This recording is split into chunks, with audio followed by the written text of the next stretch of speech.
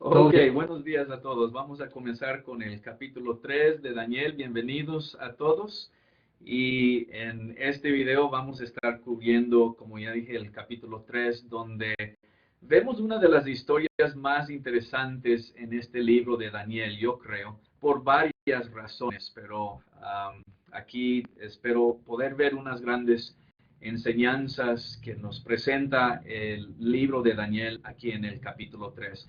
En la segunda parte de la clase vamos a considerar el capítulo 4 y el capítulo 4 es muy interesante también por la historia que encontramos ahí acerca del rey Nabucodonosor y lo que le sucede a él. También hay una cuestión interesante en cuanto a la interpretación que damos al capítulo 4, porque hay algunos detalles ahí que debemos considerar y por lo menos estar al tanto en cuanto dicen otros grupos religiosos acerca de lo que le pasa a Nabucodonosor. Pero eso será el capítulo 4. Por el momento vamos a comenzar con el capítulo 3. Y para comenzar vamos a ir a nuestro Señor Dios en una oración. Oremos juntos. Nuestro Dios y Padre Celestial, te damos gracias, Señor, por la belleza de otro día y por la vida y la salud que nos concedes. Padre, sabemos que tú eres el Dios de nuestras vidas y por eso te damos gracias y te alabamos, Señor. Bendícenos en este tiempo ahora, te pedimos, Padre, en el cual nos enfocaremos en el estudio de tu palabra. Ayúdanos para abrir nuestras mentes y nuestros corazones y así, Señor, poder captar el mensaje de este libro tan hermoso, Señor. Gracias, Padre, por tu presencia en nuestras vidas siempre. Y esperamos, Padre, que nuestras vidas y nuestros corazones sean de tu agrado. En el nombre de Cristo te lo pedimos y te damos gracias. Amén. Muy bien, hermanos, vamos a comenzar con el capítulo 3 y espero que tengan ahí a su mano las notas o los apuntes del capítulo 3, el guía de estudio. Voy a ponerlo aquí en la pantalla por si acaso que no. Y si lo tienen, pueden seguirme en cuanto vamos viendo algunos de estos detalles del capítulo 3. Ok, en Daniel capítulo 3 vamos a darnos cuenta que Dios es el libertador de fuego. Y con esta idea de Dios siendo el que puede liberar de fuego, se está haciendo una declaración muy importante en Daniel, y eso es que Dios es el Dios más poderoso que todos los dioses de los babilonios. Ya que en el tiempo antiguo el fuego era la fuerza más poderosa que se conocía. Y cuando vemos la historia esta y Dios pudiendo vencer al fuego, se está haciendo esta gran proclamación. Jehová Dios es el Dios más poderoso porque puede liberar del fuego. Así que esto es lo que vamos a considerar en el capítulo 3. Bueno, el capítulo 3 tiene varias secciones y en nuestro estudio vamos a dividir el capítulo en varias partes. Vamos a comenzar primeramente con el verso 1 al 7 y así veremos la primera parte del capítulo. Vamos a leer el texto juntos. Dice así, comenzando en el verso 1. El rey Nabucodonosor hizo una estatua de oro cuya altura era de 60 codos y su anchura de 6 codos. La levantó en el campo de Dura, en la provincia de Babilonia. Y envió el rey Nabucodonosor a que se reuniesen los sátrapas, los magistrados y capitanes, oidores, tesoreros, consejeros, jueces y todos los gobernadores de las provincias, para que viniesen a la dedicación de la estatua que el rey Nabucodonosor había levantado. Fueron pues reunidos los sátrapas, magistrados, capitanes, oidores, tesoreros, consejeros, jueces y todos los gobernadores de las provincias a la dedicación de la estatua que el rey Nabucodonosor había levantado. y estaban en pie delante de la estatua que había levantado el rey Nabucodonosor. El pregonero anunciaba en alta voz: Mándase a vosotros, oh pueblos, naciones y lenguas, que al oír el son de la bocina, de la flauta, del tamboril, del arpa, salterio y de la zampoña y de todo instrumento de música, os postréis y adoréis la estatua de oro que el rey Nabucodonosor ha levantado. Cualquiera que no se postre y adore, inmediatamente será echado dentro de un horno de fuego ardiendo. Por lo cual, al oír todos los pueblos el son de la bocina, la flauta, el tamboril, arpa, salterio, zampoña y de todo instrumento de música, todos los pueblos, naciones y lenguas se postraron y adoraron la estatua de oro que el rey Nabucodonosor había levantado. Bueno, vamos a dejar ahí en el verso 7 para ahora analizar estos versos un poquito más. Bueno, vemos aquí que Nabucodonosor va a levantar esta estatua y es en honor a sí mismo, ¿verdad? Se ve aquí que es para adorar al rey. Sobre todo Nabucodonosor está pronunciando su autoridad como rey sobre no solo Babilonia, sino toda la tierra. El rey Nabucodonosor se consideraba que era el rey de todos los imperios, ya que la fuerza mundial en este tiempo era Babilonia, y por eso él piensa que está gobernando sobre toda la tierra, en verdad. Vemos también que se reúne a todos los gobernadores, a todos los oficiales del imperio babilónico, y ahí se nos presenta la lista de todos aquellos que están presentes, oficiales, en el gobierno babilónico. Básicamente todo el mundo babilónico está reunido ahí. Pero algo que vamos a ver en el capítulo 3 que es interesante, es que Daniel no está presente. La historia se va a ver más con sus 3 compañeros, pero Daniel en verdad no entra en el capítulo 3. Y algunos han hecho una pregunta acerca de esto. ¿Por qué hace falta Daniel aquí? ¿Por qué no está presente? Y en verdad no hay una explicación clara para esto. Se piensa que pudo haber sido una variedad de cosas. Algunos incluso comentaristas han opinado que Daniel tal vez estaba viajando en negocios del imperio o algo por el estilo, pero francamente no sabemos. Y la historia tiene que ver más con sus 3 compañeros. Otro comentarista había señalado la idea de que porque el libro no se enfoca tanto en sus 3 compañeros, que muy posiblemente Daniel sí está presente, pero que aquí se presenta más la idea de estos 3 amigos, ya que en el resto del libro no vemos tanto más acerca de ellos. En otras palabras, es como si el escritor, si Daniel estuviera hablando más de la fe de ellos, porque el resto del libro se va a tratar de Daniel. Entonces, sea la posibilidad que sea, Daniel por lo menos no es mencionado en el texto del capítulo 3. Bueno, vemos ahí el anuncio del rey también. Todo mundo tiene que adorar a esta estatua.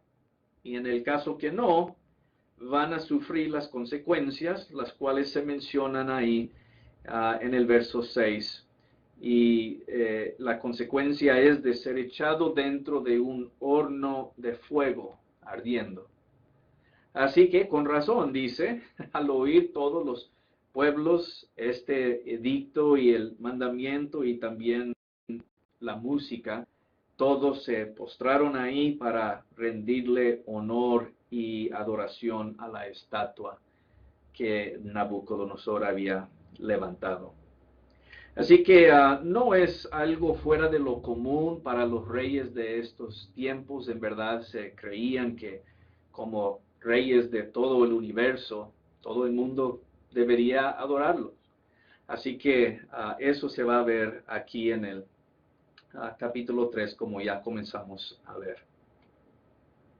Bueno, desde el verso 8 y en adelante, específicamente hasta el verso 18, nos damos cuenta que los hombres de Dios no van a estar de acuerdo con esta adoración. Y esto no nos sorprende, ¿verdad? Ya hemos visto cómo Daniel y sus tres compañeros estuvieron contra, ¿verdad?, de otras leyes de los babilónicos en cuanto a la comida y la preparación de ellos que vimos en el capítulo 1. Aquí ellos no se van a postrar ante esta estatua. Y vemos el conflicto que comienza. Vamos a ver el verso 8 y en adelante, pues, y vamos a tomarlo en partes para no leer todo el texto a una vez. Vamos a leer desde el verso 8 hasta el verso 12 y ver cómo ellos responden ante esta demanda del rey. Dice el verso 8, por esto en aquel tiempo algunos varones caldeos vinieron y acusaron maliciosamente a los judíos. Hablaron y dijeron al rey Nabucodonosor, rey, vive siempre, para siempre vive. Tú, oh rey, has dado una ley que todo hombre al oír el son de la bocina, la flauta, el tamboril, arpa, salterio, zampoña, de todo instrumento de música, se postre y adore la estatua de oro. Y el que no se postre y adore sea echado dentro de un horno de fuego ardiendo. Hay unos varones judíos, los cuales pusiste sobre los negocios de la provincia de Babilonia, Sadrach, Mesach y Abednego. Estos varones, oh rey, no te han respetado, no adoran tus dioses, ni adoran la estatua de oro que has levantado. Bueno, es obvio que estos que vienen y acusan a los judíos, y la acusación no es tanto sobre todos los judíos, sino a estos tres, pero el uso del nombre judíos aquí por los otros ahí de Babilonia es una forma para degradar la identidad y sobre todo la reputación de estos tres. Es como decirle a Nabucodonosor de esos judíos que tú trajiste, que no son de aquí, ellos son los que no te están respetando. Así que vemos que esta acusación va más en contra de los tres compañeros de Daniel, Sadrach, Mesach y Abednego. Con esta acción, hermanos, vemos que siempre van a haber personas que quieren acusar a los santos de Dios. Voy a resaltar eso aquí en la página para que todos lo veamos. Creo que esto es importante porque es el parte central o la parte central de esta historia. Siempre las personas que quieren servir a Dios van a ser acusadas falsamente por otras personas. Muchas veces esto se ve en lugares de trabajo, hasta a veces en nuestra familia. Siempre hay personas que no están de acuerdo con nuestra fe en Dios por alguna razón u otra, y ellos van a hacer cosas en contra de nosotros. Aquí vemos que es lo que empezaron a sufrir estos tres amigos, que ellos se quieren mantener fieles a Dios. Y no siempre todos van a estar de acuerdo con eso. De hecho, tal vez la mayoría de personas no van a estar de acuerdo con eso. Así que vemos que así comienza el conflicto por la acusación de otras personas.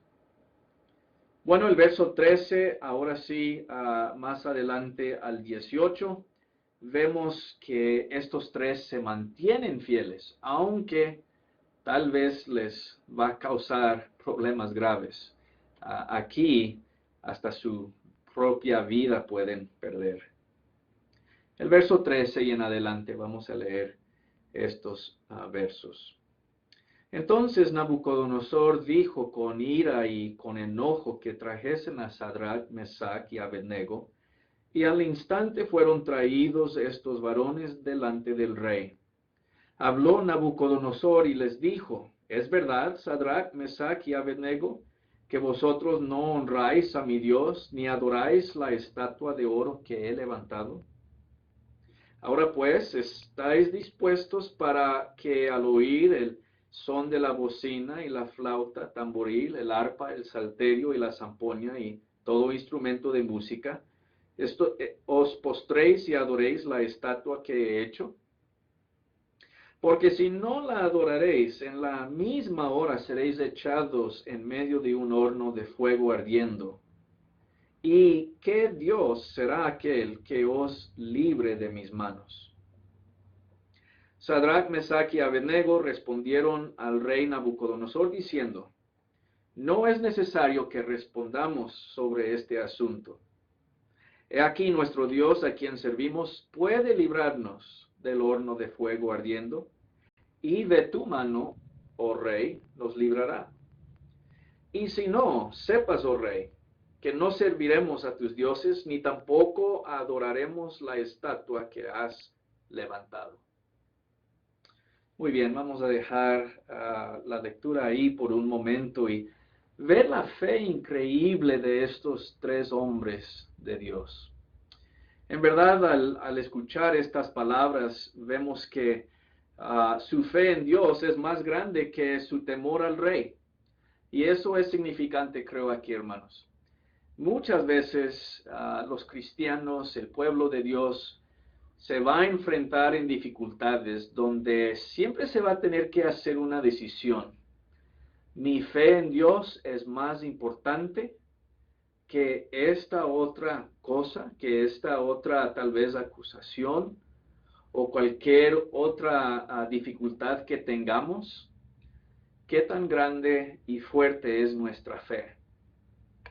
Aquí vemos que la fe de estos hombres no se movió, ni un poquitito, sino que estaban firmes.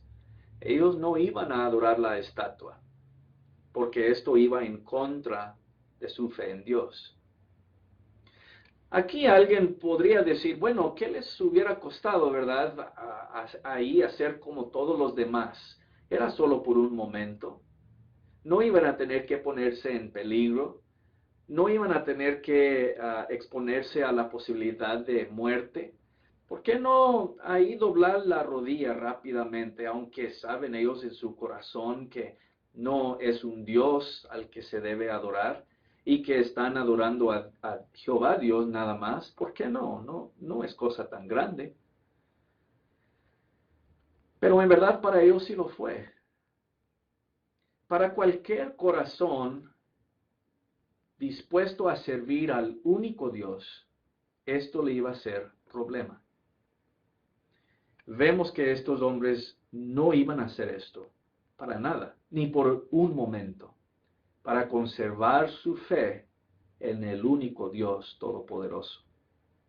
Así que nos ayudan aquí estos tres valientes hombres cuando dicen, Dios nos va a librar, nosotros no vamos a hacer esto porque sabemos que solo hay un Dios.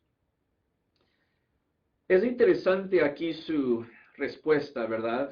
Porque ellos dicen, Dios nos puede salvar. Y de hecho, Dios nos va a salvar. Tenemos esa fe. Él nos va a librar. Nabucodonosor no está tan seguro, ¿verdad? En el 15, ¿qué Dios hay en mis manos? Y ellos afirman que sí hay un Dios que lo va a hacer. Ellos tal vez como si hemos... Es la última parte de su respuesta la que en verdad me ayuda mucho a mí. Cuando dicen, y si no, sepas, oh rey, que todavía no vamos a hacer esto. El verso 18 es la parte clave, hermanos, porque si Dios salva a su pueblo, no hay ningún problema, ¿verdad? Salimos victoriosos. escapamos de la prueba en el momento, Dios nos ha salvado en el momento, Dios nos ha afirmado, pero en verdad la pregunta que queremos saber es, ¿qué pasa si no nos salva Dios? ¿Qué sucede después? Como digo, no es problema si Dios nos salva. Claro, Dios responde y estamos bien. Somos justificados en nuestra fe. Pero ¿qué pasa cuando el cielo guarda silencio y no viene a nuestro rescate? Lo cual ellos consideran como una buena posibilidad. ¿Qué pasa entonces? La fe nos debe llevar hacia adelante si nos salva Dios o no. Eso es lo que vemos en ellos. Y por eso esta historia en verdad nos es una gran enseñanza de la fidelidad a Dios en momentos de gran dificultad. Porque francamente no sabemos si Dios nos va a salvar el momento. Sabemos que puede, sabemos que tiene el poder, pero tal vez en la sabiduría de Dios o en la voluntad de Dios, no va a haber salvación física en el momento. De hecho, al leer la historia de la iglesia en el primer siglo, muchos cristianos murieron sin que Dios detuviera la mano perseguidora del imperio romano. ¿Qué pasa ahí? Entonces vemos que nuestra fe no debe moverse ningún centímetro, ya si Dios nos salva o no. Esto es la gran enseñanza que nos enseñan estos tres fieles de Dios. Ellos se mantienen firmes. Aun si Dios no nos salva, reconocemos que tal vez no lo hará. Pero no vamos a cambiar tampoco. Es casi como si ellos estuvieran diciendo, olvídalo, oh rey, porque no lo vamos a hacer de cualquier manera. Ahora la pelota está en tu cancha, ¿qué vas a hacer? Vemos que son fuertes, ¿verdad? Estos tres. No le dijeron exactamente así, pero le dijeron en pocas palabras que no lo iban a hacer. Así que el rey iba a tener que hacer la decisión aquí. Bueno, así que esto nos lleva al verso 19 y vamos a ver ahora el verso 19 al 23, donde vemos el castigo puesto por el rey. El rey dijo que lo iba a hacer y ahora vemos que en verdad lo hace. Los tres amigos van a ser lanzados al horno de fuego. Dice el verso 19, vamos a leer hasta el verso 23. Entonces Nabucodonosor se llenó de ira y se demudó el aspecto de su rostro contra Sadrach, Mesach y Abednego, y ordenó que el horno se calentase 7 veces más de lo acostumbrado. Mandó a hombres muy vigorosos que tenía en su ejército que atasen a Sadrach, Mesach y Abednego, para echarlos en el horno de fuego ardiendo. Entonces estos varones fueron atados con sus mantos, sus calzas, turbantes, vestidos, y fueron echados dentro del horno de fuego ardiendo. Como la orden del rey era apremiante y lo habían calentado mucho, la llama del fuego mató a aquellos que habían alzado a Sadrach, Mesach y Abednego. Y estos tres varones, Sadrach, Mesach y Abednego, cayeron atados dentro del horno de fuego ardiendo. Bueno, el rey no solo estaba hablando, ¿verdad? No era una amenaza sin dientes, por decirlo así. Lo hizo. Tomó a estos tres y los lanzó al horno de fuego. Y era tan caliente que ellos, aquellos que los habían alzado, se quemaron y murieron aquí.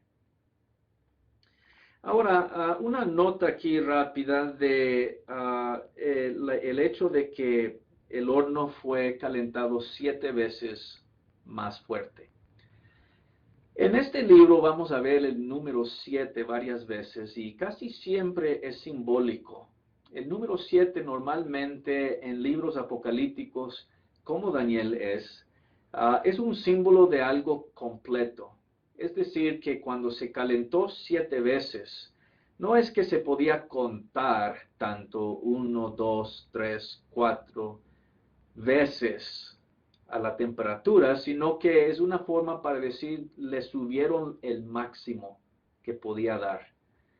Entonces, el número 7 es simbólico aquí para la idea de perfección, algo completo. Le dieron todo lo que podía dar.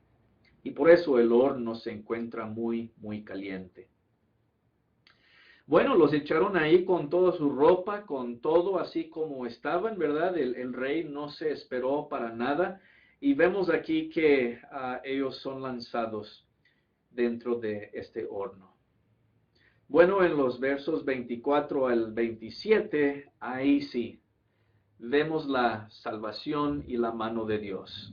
Vamos a considerar a estos versos enseguida ahora. Verso 24 al 27, el texto dice, entonces el rey Nabucodonosor se espantó y se levantó apresuradamente y dijo a los de su consejo, ¿no echaron a 3 varones atados dentro del fuego? Ellos respondieron al rey, es verdad, oh rey, echamos a 3. Él dijo, he aquí yo veo a 4 varones sueltos, que se pasean en medio del fuego sin sufrir ningún daño. Y el aspecto del cuarto es semejante a hijo de los dioses. Entonces Nabucodonosor se acercó a la puerta del horno de fuego ardiendo y dijo, Sadrach, Mesach y Abednego, siervos del Dios Altísimo, salid y venid. Entonces Sadrach, Mesach y Abednego salieron de en medio del fuego. Y se juntaron los sátrapas, los gobernadores, capitanes, consejeros del rey, para mirar a estos varones, cómo el fuego no había tenido poder alguno sobre sus cuerpos, ni aun el cabello de sus cabezas se había quemado. Sus ropas estaban intactas y ni siquiera olor de fuego tenían. Bueno, vamos a detenernos aquí. Y en verdad, si pudiéramos pasar mucho tiempo, esta sería la sección para hacerlo, ¿no? Donde vemos la mano de Dios que llega y salva a sus fieles. Sobre todo, hermanos, este es el punto del capítulo 3. Que Dios puede y Dios hace lo increíble. Que Él salva sobre todo y que Él está al lado sobre todo de aquellos que se permanecen fieles. Este principio, esta verdad de que Dios puede y quiere y lo hace, es uno de estos principios eternos, ¿verdad? Esta historia se aplica a nosotros de la misma manera. La idea de que Dios puede salvarnos, que Dios puede ayudarnos en cualquier momento en nuestras vidas también. No hay nada diferente, solo que es otro lugar y otro tiempo y otras personas. Pero Dios puede hacer lo mismo hoy día. Vamos a hablar un tantito acerca de lo que sucede aquí. Quiero llamarles la atención en especial al hijo de los dioses mencionado aquí. ¿Quién es este cuarto que anda paseándose ahí adentro con los 3 fieles?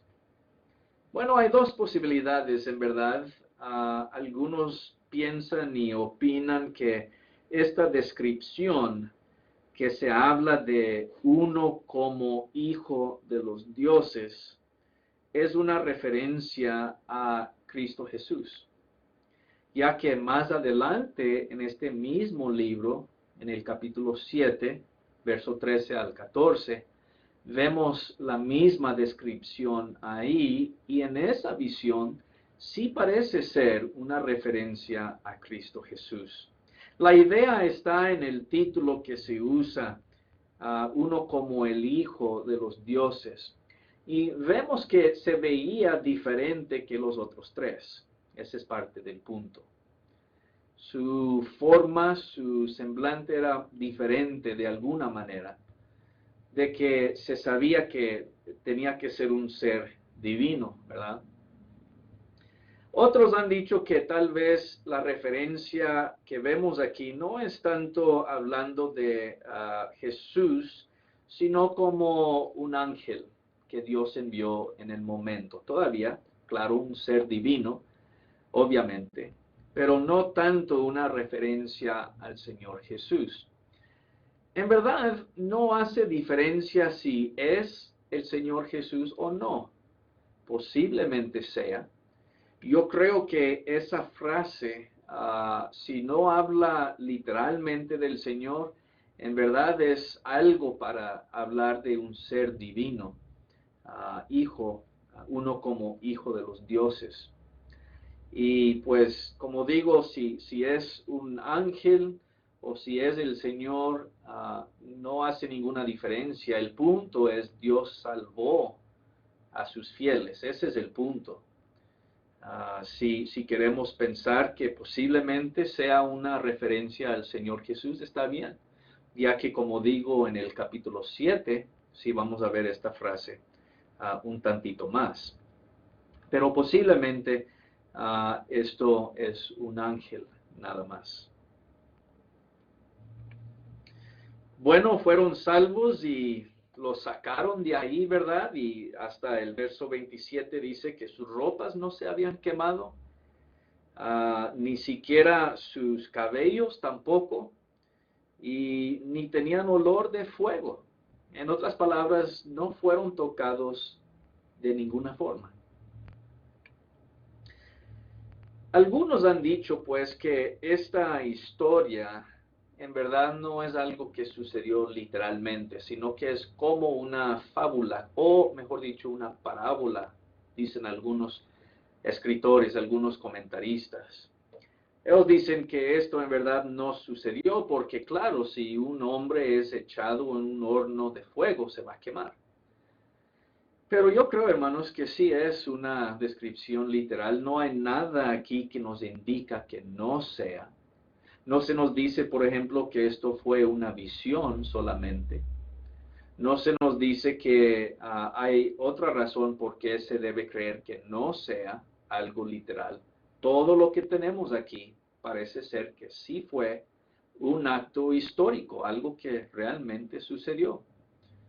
Y porque fue así, vemos el gran poder de nuestro Dios.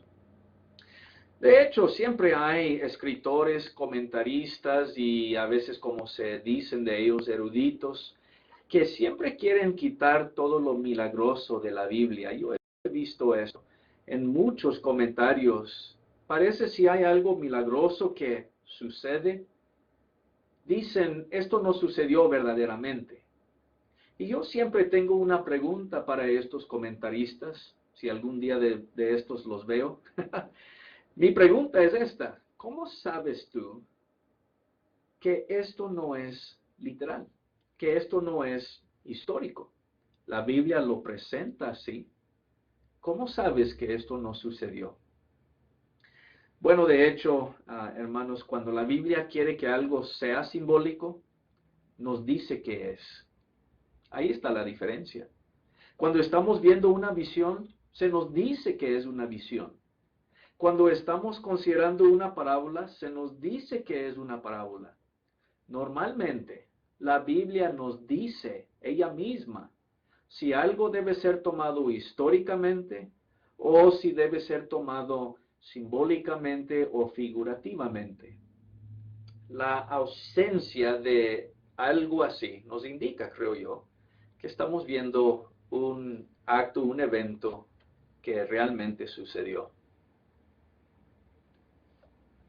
Bueno, vamos a ver los últimos versos de este capítulo 3 y así ver la respuesta de Nabucodonosor ante estos eventos.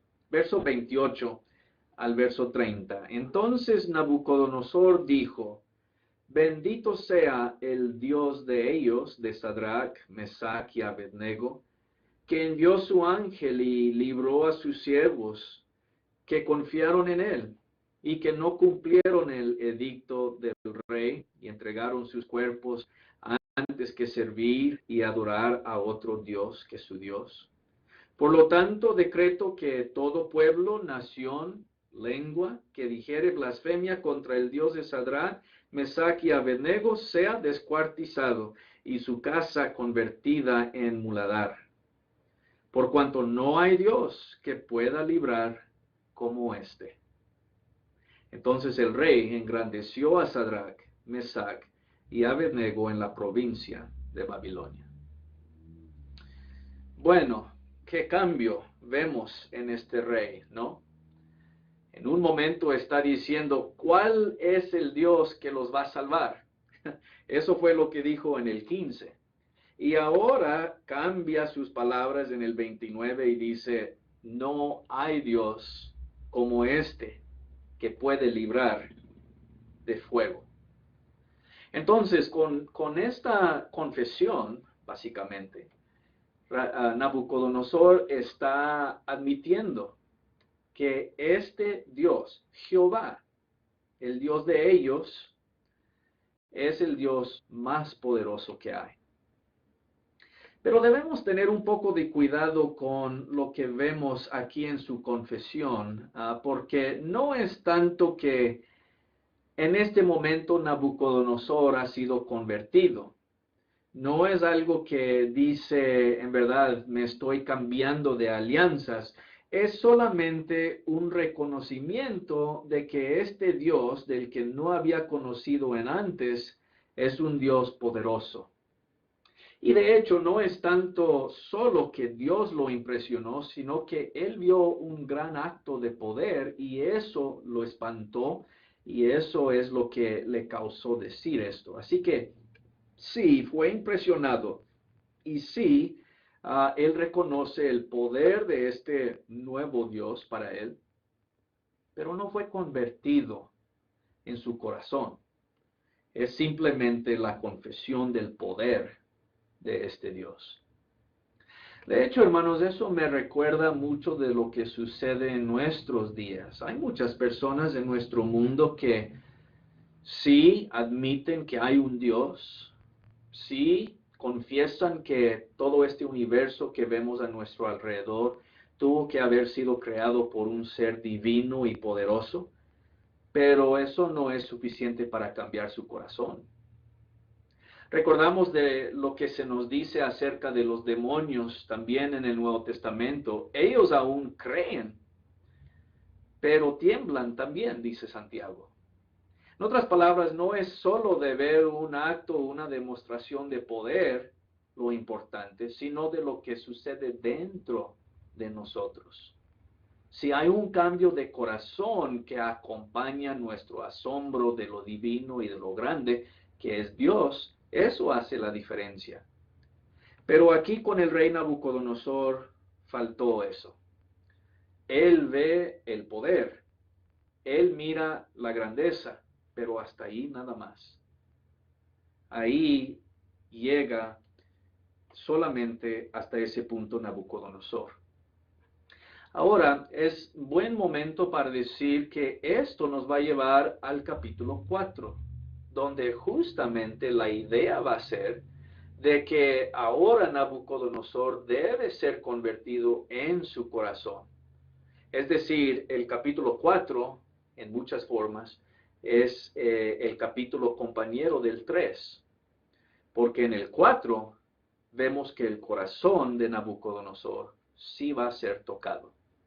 Así que el capítulo 3 lo dejamos por el momento y luego vamos a seguir viendo el capítulo 4.